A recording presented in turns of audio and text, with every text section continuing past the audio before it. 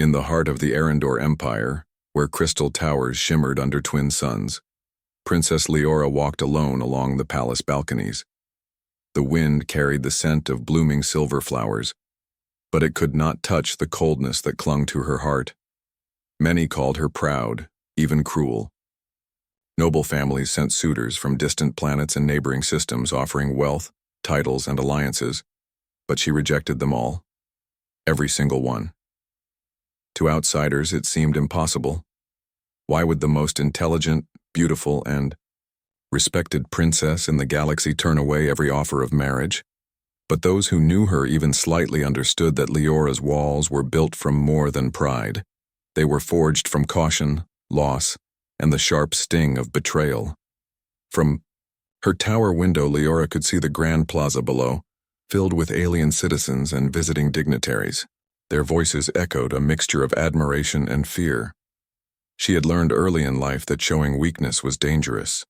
If she ever revealed the slightest hint of desire, of loneliness, her enemies would strike. And in the court of Arendor, enemies were never far. The princess's mind wandered to the latest suitor, Lord Veyron, a noble from the Vishari cluster. He had come with a fleet of ships, carrying gifts crafted from rare metals and stones. Leora had listened to his words politely, smiling as needed, and then refused him with a single sentence. "Your ambition is noted, but your heart is not mine." Veyron had been polite in response, but the flicker of irritation in his eyes was unmistakable. Most suitors did not handle rejection gracefully. They were used to getting what they wanted, and Leora's refusal stung more than any sword. Her chamber door opened silently, and her aide, Malus, stepped in. "Princess, you have visitors from the council. They request your presence." "I'm aware," Leora said, her voice calm. "Tell them I will meet them after the evening ceremony." Malus hesitated. "Princess, they grow impatient. The council believes it is time for you to choose a husband. The Empire cannot wait forever." Leora turned to face her aide.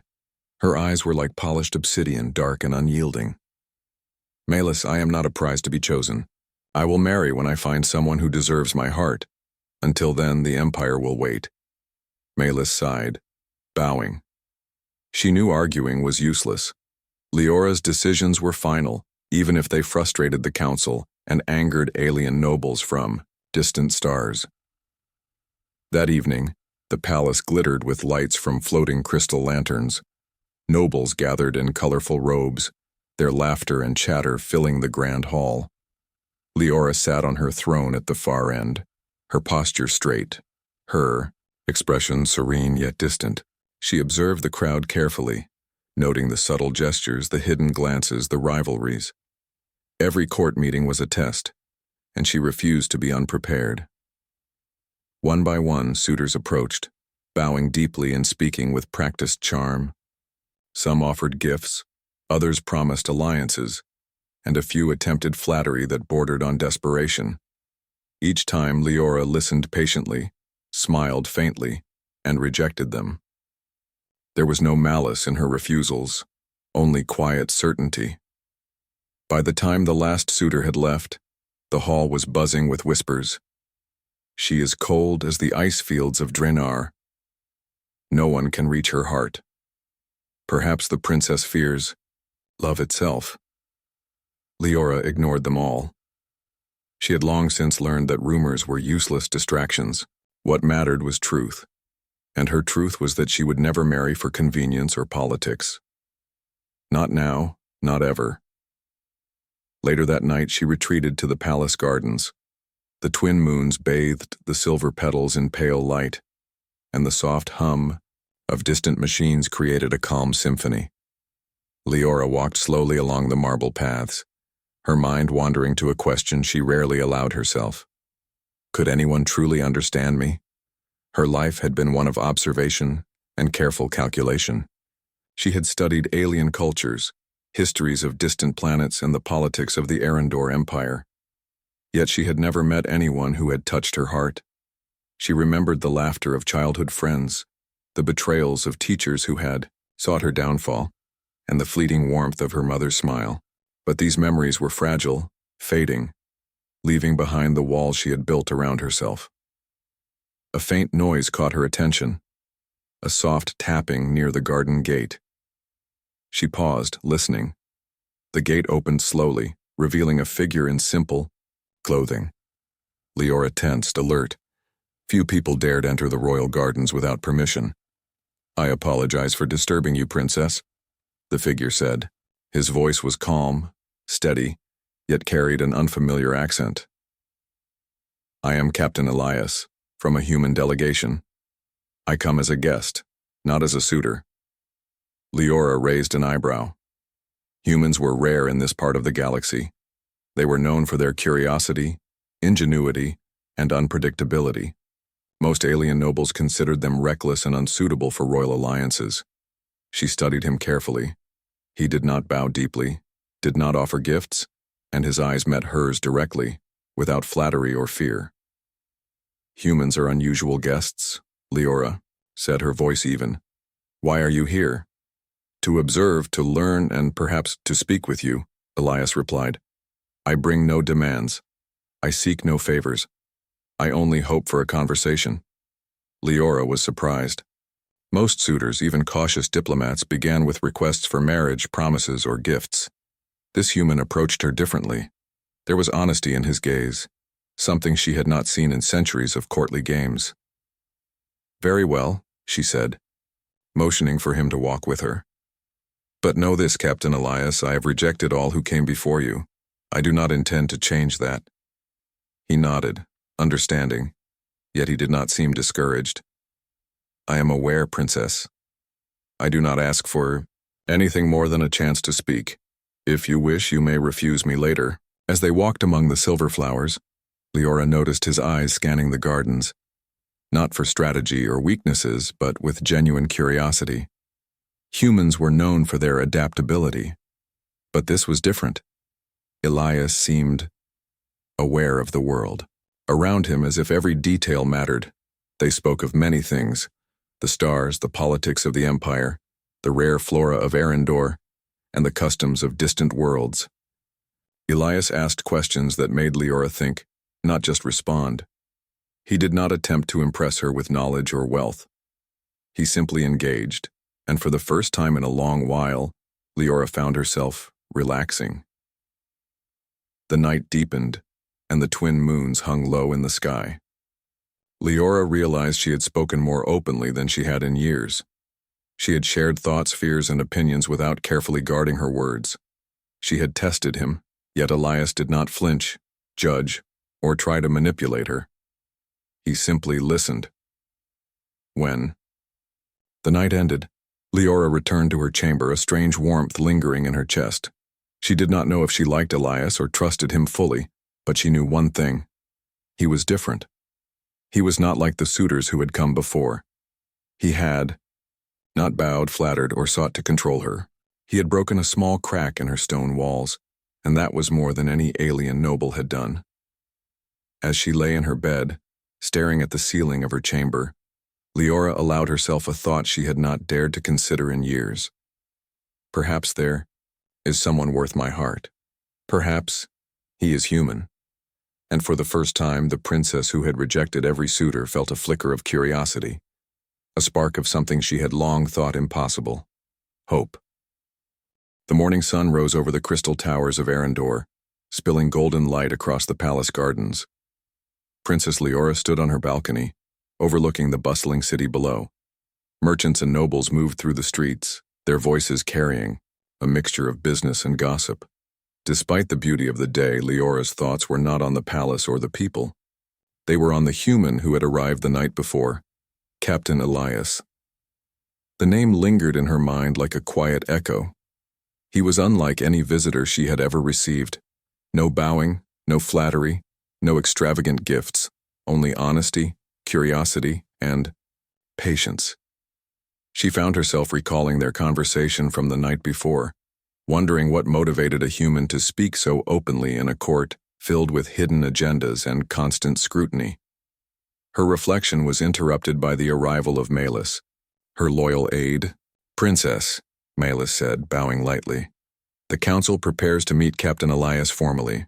They wished to discuss the terms of his delegation's visit. Leora considered this. A formal council meeting could be tedious, full of endless political maneuvering and tests. But she also recognized an opportunity. Observing Elias in a formal setting might reveal more about his character. Would he bend to the pressures of court, or would he remain steadfast as he had the previous night? Very well, Leora replied. Prepare the council chamber, I will meet him there shortly. The council chamber was vast, with high ceilings and walls of polished crystal that reflected the light in soft rainbows. Noble representatives from across the empire filled the seats, murmuring among themselves. Many wore expressions of curiosity or disdain. Humans were still considered outsiders in many parts of the galaxy. Their presence often caused unease among traditionalist factions. Captain Elias entered with measured steps, his human gait noticeable but confident. Unlike the alien nobles who moved with careful ceremony, he seemed natural, composed, and attentive to his surroundings. Heads turned, whispers filled the chamber, and eyes followed him as he approached the front. Leora observed silently from her throne. She noticed the subtle reactions of her court. Some nobles exchanged skeptical glances while others frowned openly. The council expected him to falter under scrutiny, to stumble over customs or protocol. Yet Elias did nothing of the sort. He stood tall, hands clasped behind his back, his expression calm but alert. Princess Leora, he began, bowing respectfully, not extravagantly but with sincerity. I am honored to meet you again. I come on behalf of the human delegation.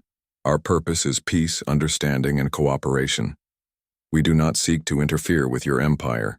We only wish to share knowledge and learn from your people. The council chamber grew tense. A few voices muttered concerns about human arrogance or recklessness. Many wondered why a human would approach the princess without demands or ambition.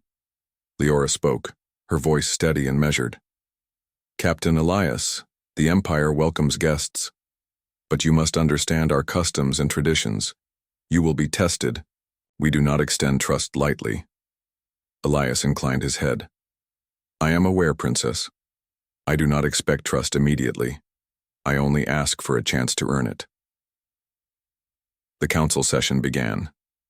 Alien nobles presented questions, each designed to test Elias's knowledge, loyalty, and intentions. Some asked about human military capabilities. Others questioned his political affiliations and long-term goals. Leora watched carefully as he answered each query. Unlike most beings trained in diplomacy, Elias did not try to impress with complex words or exaggerated claims. He answered with honesty, sometimes admitting gaps in knowledge but always demonstrating clarity, reasoning, and adaptability. Each answer revealed a mind that thought differently, flexible yet principled. A high-ranking noble, Lady Venra, leaned forward sharply. Captain Elias, humans are known for rashness. How can we trust one of your kind to respect the traditions of the Arendor Empire? Elias met her gaze evenly. Lady Venra, humans are indeed different. We take risks, we explore, we challenge the unknown. But respect is not measured by our speed or methods, it is measured by our intentions. I am here with peaceful intentions. I will respect your people and your customs. Some members of the council nodded, impressed by his directness. Others muttered disapproval, unconvinced by the simplicity of his words. Yet Leora could feel the subtle shift. Elias did not try to conform to expectations. Instead, he held to his own principles, a rare quality in her world. After the formal session, Leora invited Elias to walk with her through the palace gardens. The tension of the council still lingered in the air, but the gardens offered a moment of calm. Soft petals glimmered in the sunlight and the sound of distant fountains added serenity. You handled the council well, Leora said, her tone measured but curious. They expected you to falter. Most outsiders do. Elias smiled faintly. I am aware of that. I do not wish to falter, but I do not wish to perform either. I prefer honesty. Leora studied him. You are very different from the others. All my previous suitors tried to impress, to please, to manipulate. You do not. "That is because I do not seek to win your favor," he replied simply. "I am here to understand you, not to take advantage of you." For a moment, Leora felt something unusual, a flicker of trust. She had rarely allowed anyone to see her thoughts, much less hear her speak freely. Yet Elias's presence felt safe, as if he recognized the walls she had built and had no intention of breaking them carelessly. They walked in silence for a while, observing the gardens.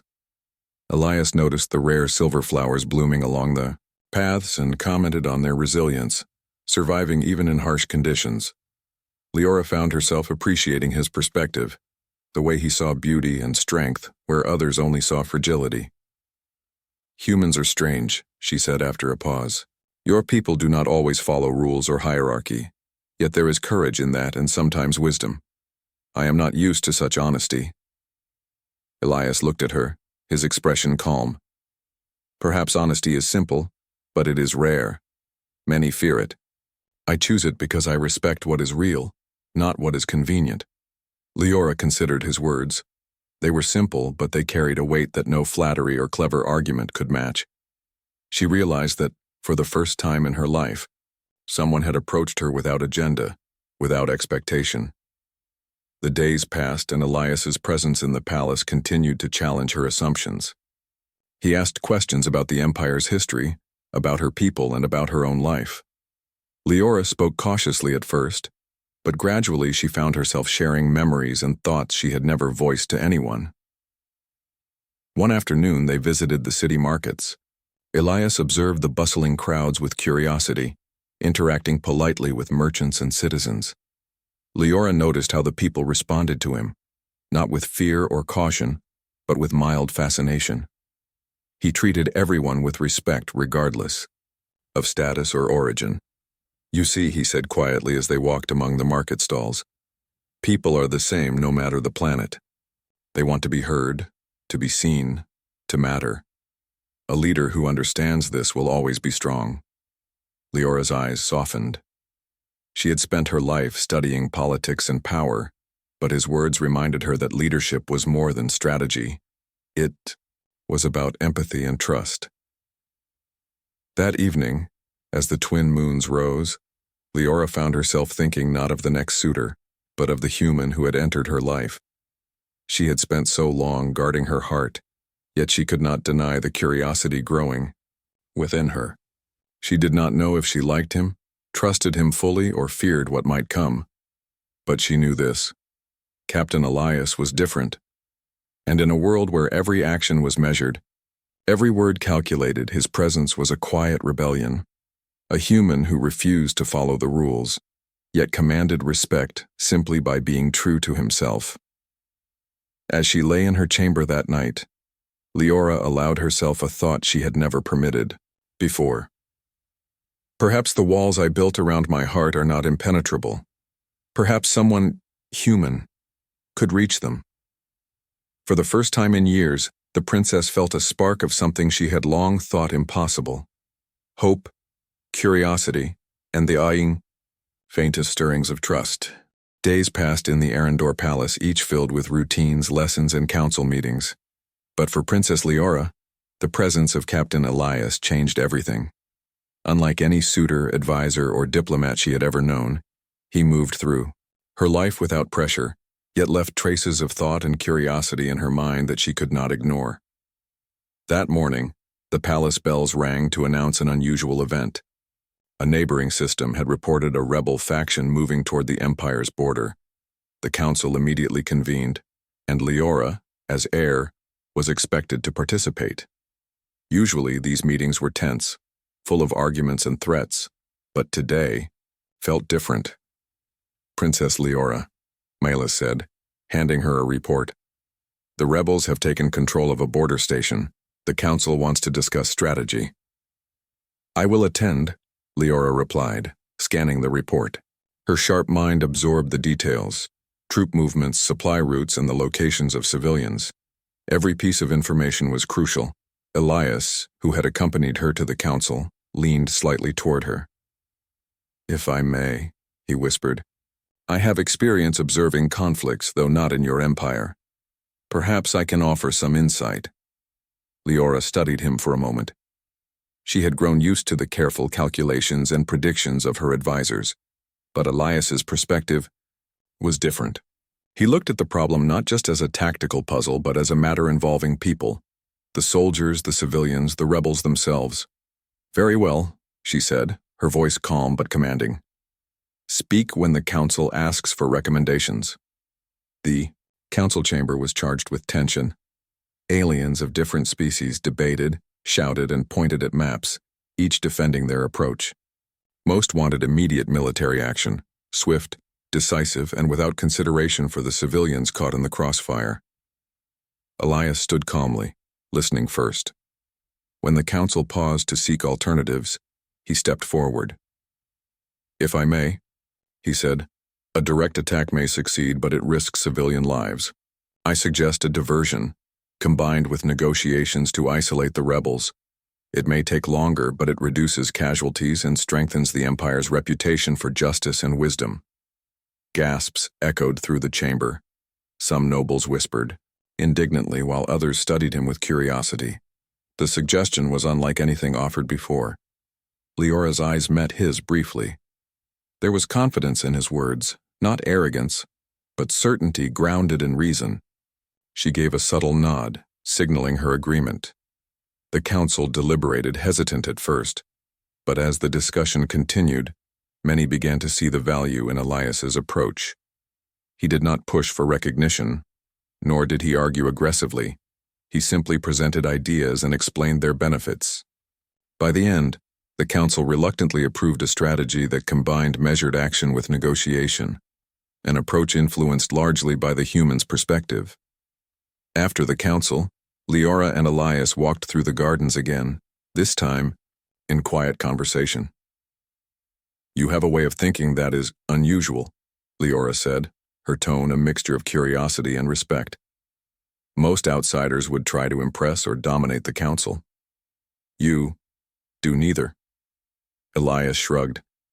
I have learned that people notice honesty more than showmanship. They respect those who consider consequences, even if they are different from tradition.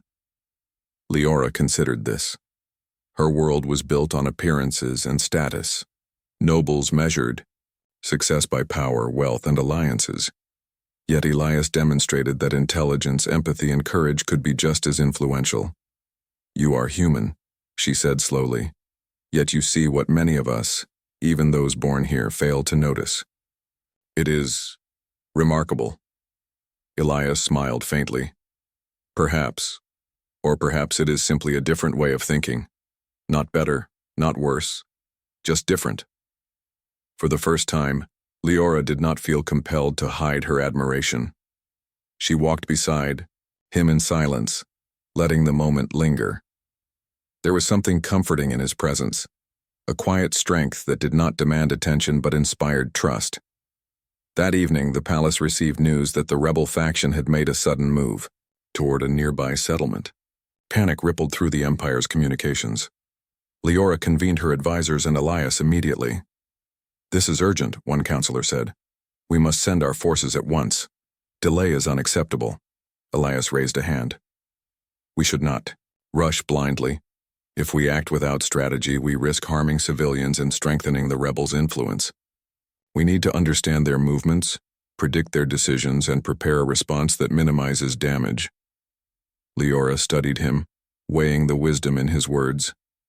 She knew the council expected her to follow tradition, yet she trusted Elias's judgment. Prepare scouts for reconnaissance, she ordered. We will gather more information before engaging. Captain Elias, you will advise on strategy with me. His eyes brightened slightly. Thank you, Princess. I will do my best. Over the next few days, Leora and Elias worked closely. They reviewed reports, studied maps, and spoke with scouts. The princess found herself speaking more freely, asking questions and considering possibilities she might have dismissed before. Elias did not judge her questions, nor did he attempt to impose his own ideas forcefully.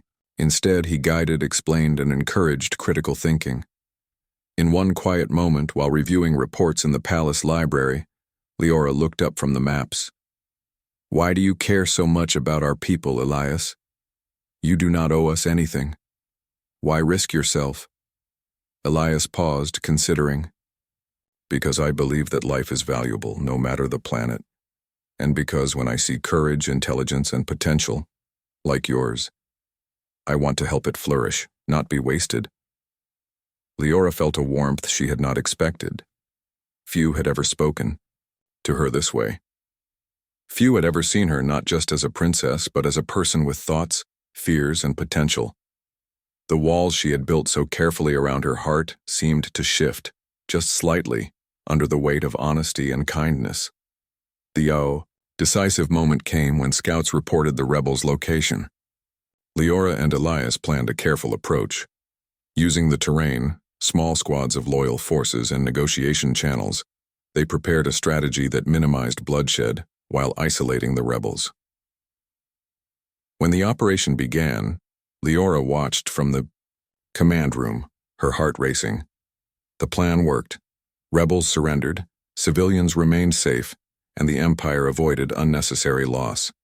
The Council was astonished at the results, and many nobles reluctantly praised the human captain's insight. Later, in the quiet aftermath, Leora approached Elias in the gardens once more. The twin moons reflected softly on the silver petals, casting long shadows. You saved lives today, she said. Not through power, not through wealth, but through thought and courage. Elias shook his head. We both did. It was a team effort. I only offered a perspective. You trusted it, and you guided it wisely. That is the mark of leadership. Leora felt an unfamiliar mix of pride and admiration. She had faced countless challenges before, but working alongside him, seeing someone act without fear or hidden motive, was unlike anything she had experienced. For the first time, she allowed herself to acknowledge a truth she had kept hidden. She was drawn to him, not as a princess to a suitor, but as one person to another. His presence challenged her, inspired her, and quietly stirred something she had long thought impossible: hope. That night, as Leora returned to her chambers, she reflected on the past days. Captain Elias had not attempted to charm her, nor had he sought to impress with grand gestures. He had simply been himself, honest, thoughtful, courageous. And in doing so, he had begun to break the silence of her heart. She realized that for centuries, her life had been shaped by duty, tradition, and caution. She had rejected every suitor not from pride alone, but from a desire to protect her heart and her people. Yet now she felt a spark she could not ignore. Perhaps, she thought, there was someone who could reach her, someone different, someone human. The princess who had rejected every suitor now found herself wondering what it would be like to trust, to rely, and maybe, just maybe, to care. And for the first time in years, she allowed herself a small, quiet hope. That walls, no matter how strong, could be opened by honesty, courage, and the quiet strength of a human who dared to speak the truth. The calm after the rebel crisis was brief. Rumors of dissent and hidden plots whispered through the halls of the palace. While the immediate danger had passed, some nobles grew restless. They could not forget that a human, an outsider, had influenced the resolution of the conflict. Many were jealous, some even angry, seeing Captain Elias as a threat to tradition and power. Princess Leora felt the tension in the air. She knew that the human had not sought praise or influence, but appearances mattered in the Empire. And in the Empire, appearances could shape destiny.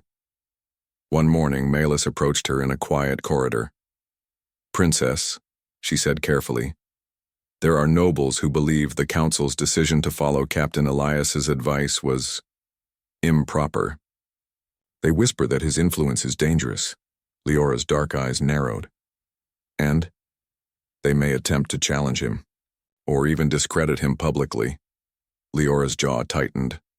She had rejected every suitor because she feared deception, but Elias was unlike anyone she had ever met. She could not let petty jealousy harm him. "Then we must be cautious," she said. "But we will not act hastily. Let them reveal themselves. I will not be controlled by fear or gossip. That evening, the grand hall was filled with nobles gathered for a council meeting. The air was thick with tension. Some eyes glinted with anger, others with curiosity. Leora stood tall, her presence commanding attention as the council assembled. Elias followed respectfully, knowing that he was under scrutiny but remaining calm. Princess Leora, Lady Venra began, her tone sharp. We must discuss the humans' influence on the recent conflict. It is unusual and troubling. How can we be certain that Captain Elias has the Empire's best interests in mind? Elias met her gaze evenly. Lady Venra, I have no desire to control or interfere. My purpose has always been to support, not to dominate. The decision to follow any advice was yours and the princess's. My only concern has been to minimize harm and protect lives.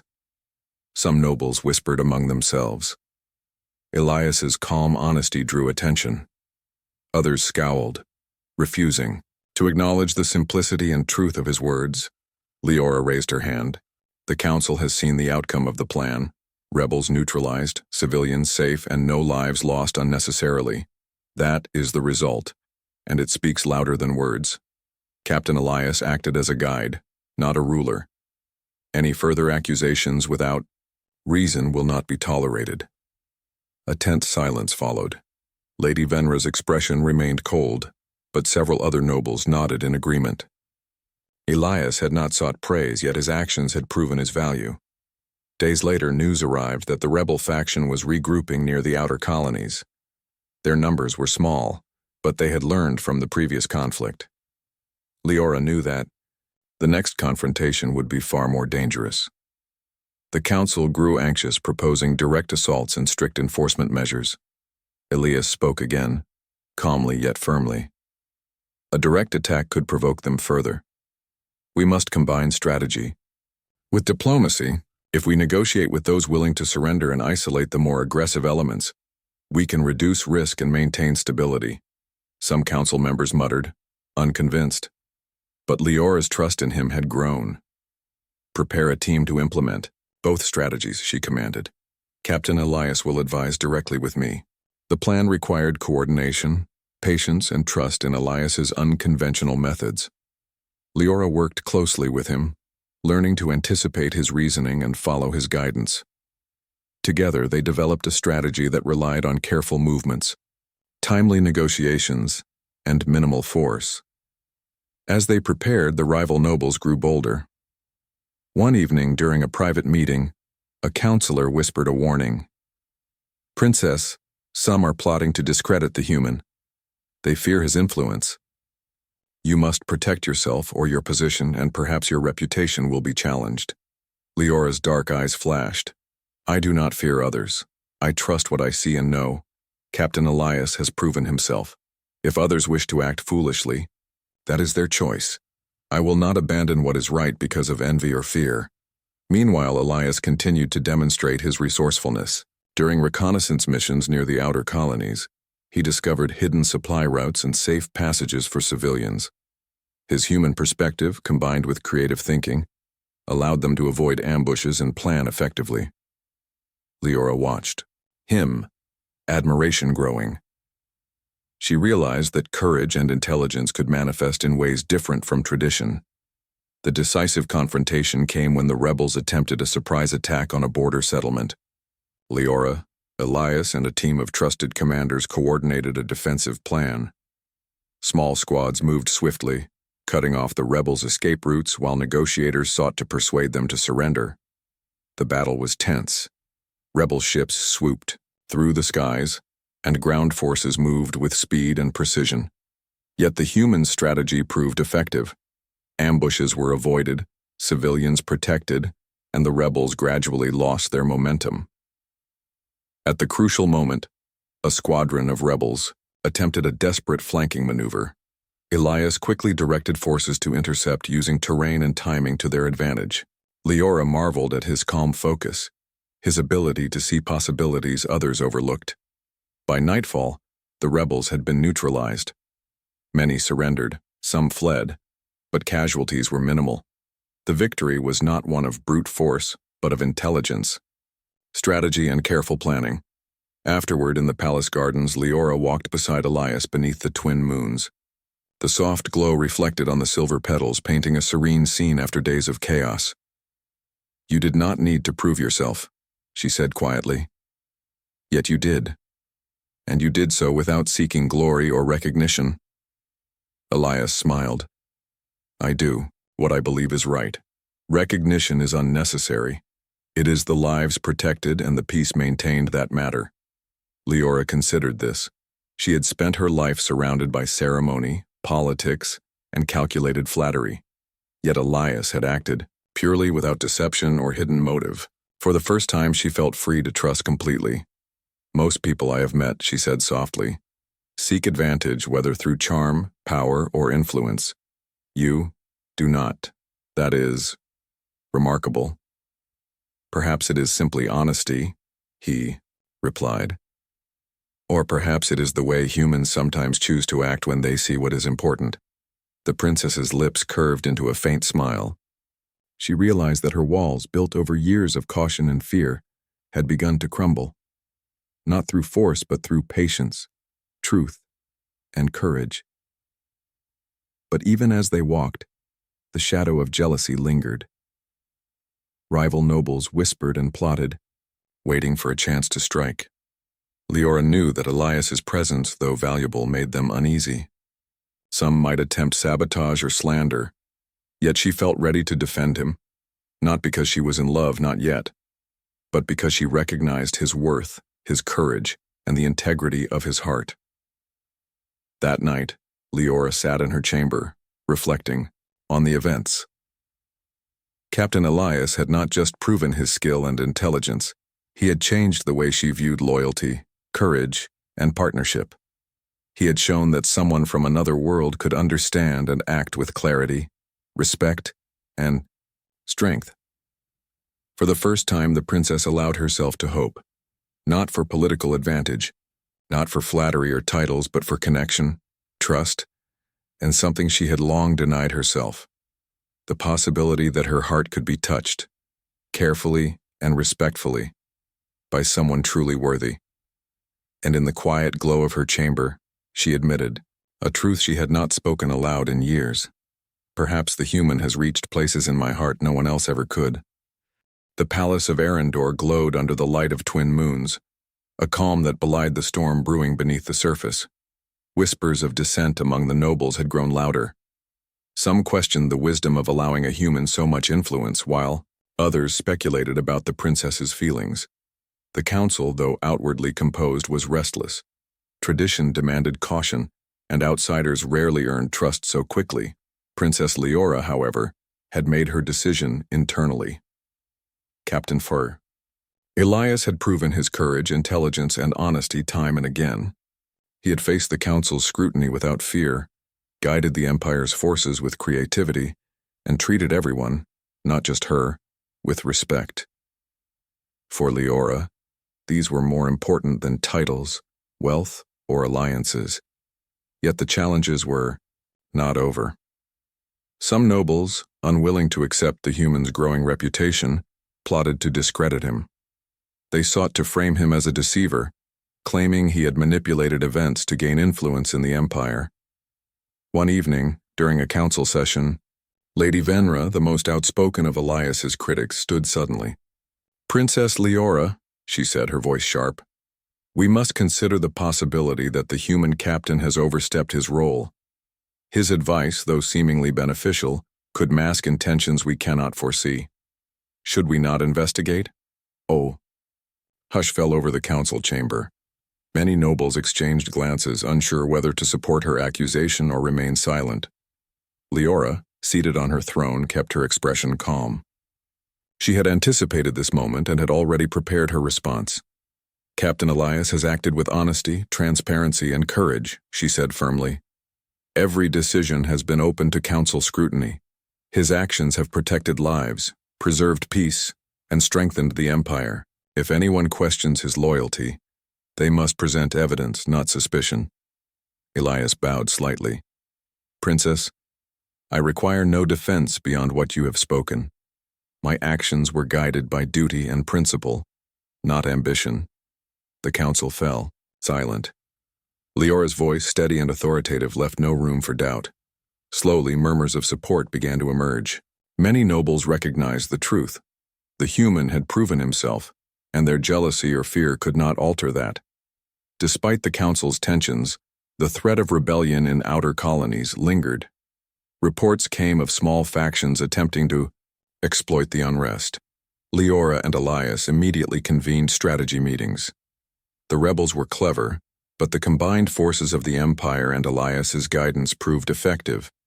Elias suggested deploying both human and Arendor tactics. Small units used deception to lure rebel leaders into negotiation zones, while others secured supply routes. Leora watched him coordinate with precision, combining intelligence, strategy, and empathy for those caught in the conflict. At one point, a rebel leader attempted a surprise attack near a civilian settlement. Leora, Elias, and their team acted quickly. Using terrain and coordinated squads, they intercepted the attackers before harm could come to the people. Elias's calm, decisive thinking inspired confidence in the soldiers, and the battle ended with minimal casualties. Afterward, Leora observed Elias walking through the settlement, speaking gently to civilians, calming their fears, and ensuring their safety. She realized that strength was not only in leadership or strategy, it was also in compassion. That evening, the palace gardens provided a quiet refuge. Leora and Elias walked among the silver flowers, the twin moons casting soft light on their path. For the first time, Leora allowed herself to speak freely about her thoughts and fears. "Captain Elias," she said softly, "I have spent my life surrounded by people seeking power, approval, and advantage. Few have acted without hidden motives. You are different. You have earned my trust in ways I never thought possible." Elias looked at her, his dark eyes calm and steady. "I am honored, Princess. But trust is earned through action, not words. I only act according to what I believe is right." "And yet," Leora said, "your actions have touched more than just the Empire. They have reached me." A pause lingered between them. The palace was silent, the distant hum of the city faint beneath the night sky. Leora felt the walls around her, heart, built over years of caution and fear, finally begin to crack. She allowed herself to acknowledge a truth she had long denied. She cared for him, not as a princess bound by duty, but as a person moved by honesty, courage, and kindness. The final challenge came unexpectedly.